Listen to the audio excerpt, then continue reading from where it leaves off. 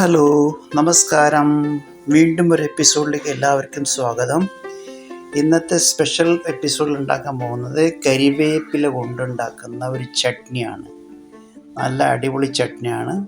എല്ലാവരും കാണുക, കണ്ടതിനെപ്പറ്റി വിലയിരുത്തുക.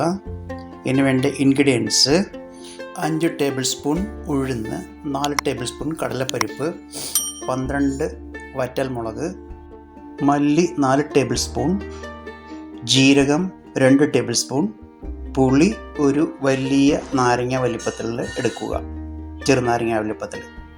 ഓക്കെ, ഇത്രയാണ് നമുക്കിപ്പോൾ വേണ്ട ഇൻഗ്രീഡിയൻസ്. ഇനി നന്നായിട്ട് നമ്മൾ കഴുകി വെച്ച ഇലയുണ്ടല്ലോ, അത് സെപ്പറേറ്റ് വേറൊരു പാത്രത്തിലേക്ക് മാറ്റി വയ്ക്കണത്. ഇപ്പോൾ പേപ്പറിൽ ഉണക്കാൻ വെച്ചിരിക്കുകയാണത്. നന്നായി ഉണങ്ങണം, ഒരു ലേശം പോലും വെള്ളം ഉണ്ടാവാൻ പാടില്ല. അതിൻ്റെ കൂടെ വേണ്ടത് നമുക്കുണ്ട് അരമുറി നാളികേരം വേണം. നന്നായിട്ട് ചിരകി എടുക്കുക. എന്നിട്ട് നമുക്ക് അടുത്ത പ്രോസസ്സിലേക്ക് നീക്കാം. നല്ലൊരു ചീനച്ചട്ടി അടുപ്പത്ത് വെച്ച് അതിലാദ്യം നമുക്ക് മല്ലി നന്നായിട്ടൊന്ന് ക്രിസ്പിയായിട്ട് വറുത്തെടുക്കാം.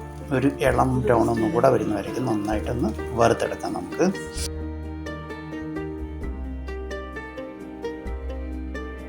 ഇനി നമുക്ക് ജീരകം നന്നായിട്ടൊന്ന് വഴറ്റിയെടുക്കാം. അടുത്തിന് നമുക്ക് ഉഴുന്ന് അതുപോലെ നന്നായിട്ട് ഒന്ന് വഴറ്റിയെടുക്കാം. നന്നായിട്ട് ചൂടാക്കുക.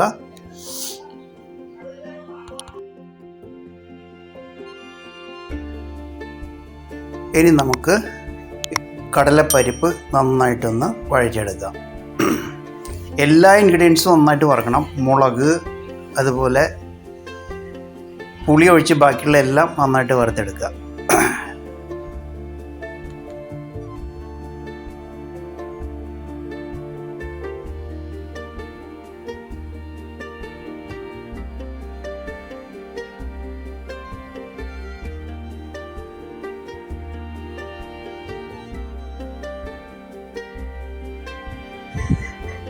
നാളികേരം നന്നായിട്ട് വറുത്തെടുക്കുക. ഏകദേശം ഒരു ബ്രൗൺ കളർ എത്തുന്നവരേക്കും നന്നായിട്ട് ഇളക്കിക്കൊണ്ടേയിരിക്കണം. അടി പിടിക്കരുത്, കരിഞ്ഞു പോകരുത്, പ്രത്യേകം ശ്രദ്ധിക്കുക. ഇതുപോലെ ഉണ്ടാവും.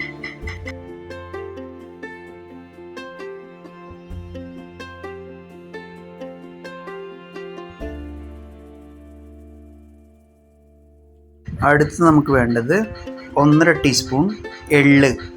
അത് നന്നായിട്ടൊന്ന് വറുത്തെടുക്കുക കേട്ടോ. അതിനുശേഷം നമ്മൾ ആദ്യം ഉണക്കി വെച്ചിരുന്ന കരിവേപ്പില അത് നന്നായിട്ട് ഇതുപോലെ ചൂടാക്കി എടുക്കുക. കരിയാതെ സൂക്ഷിക്കണം. ഇതും ഒരു ചെറുതായിട്ട് ബ്രൗൺ കളർ വീണ്ടും വരും കേട്ടോ. ഇത് നന്നായിട്ട് ഇളക്കിക്കൊണ്ടേ കഴിക്കുക. നന്നായിട്ട് വഴറ്റിയെടുത്തിട്ടുണ്ട്. ഇനി ഇതെല്ലാ ഇൻഗ്രീഡിയൻസും ചേർത്തിട്ട് ഒരു മിക്സിയിൽ ജാറിലിട്ടിട്ട് നന്നായിട്ട് ഇതുപോലെ പൊടിയാക്കി എടുക്കുക. പൊടി മീൻസ് ഏറ്റവും പൊടിയാക്കരുത്, ഒരു തരി ഉണ്ടാവണം.